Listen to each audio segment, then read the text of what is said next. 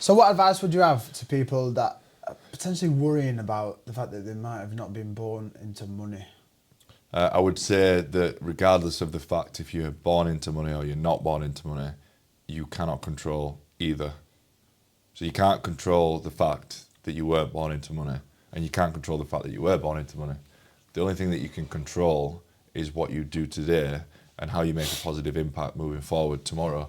And I'll give you an example, right? So I wouldn't say that I was born into money, but I'm very aware of the fact that I had a privileged upbringing.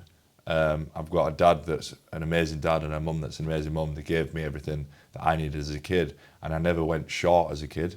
I wouldn't say I was born into money. Obviously, my dad had a business when I was born, and he did really well.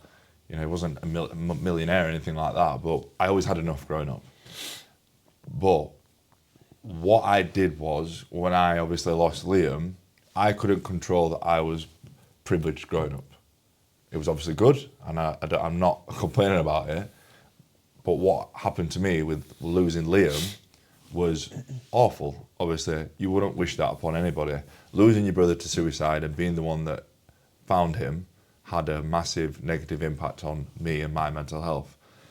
Now, obviously, for a very long time, I was in a bad place and I was struggling mentally, obviously to a point where I didn't want to be here anymore.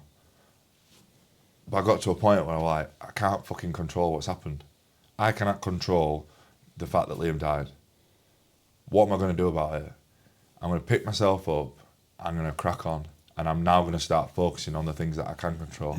And now, 8 years later, after he's passed away, the best thing that's ever happened to me is somebody turned around and saying that you, from doing Tom's Talks, stopped me from killing myself. Yeah. And that's the thing. Don't focus on the things that you can't control. Focus on the things that you can control, and just try and make a positive impact on yourself, on the people around you, and on the world.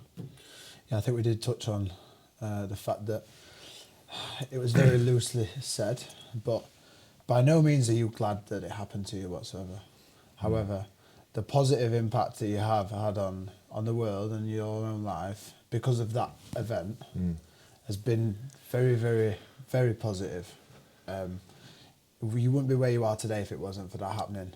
We wouldn't be sitting here having this conversation. And like I said again, I have to reiterate, you're not happy that it's happened, but in a sense, it's made you who you are today. And if anybody can obviously look at that with something that's potentially happened to them bad, or they might have not had the ringing that they thought they wanted or thought they needed, then you can always turn that into a positive, can't you? Of course you can. And again, it goes back to your mindset, how we speak so much about having a growth mindset.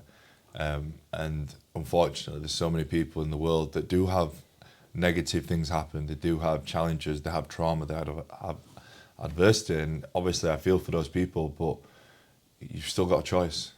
You've still got a choice on what you do with what's happened, and whether you make a positive impact or a negative impact. Whether you go like that, whether you go like that, it's nobody else's choice, it's yours. And that's up to you with what you do with it.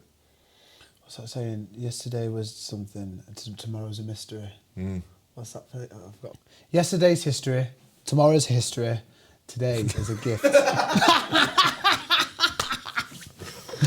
What's it?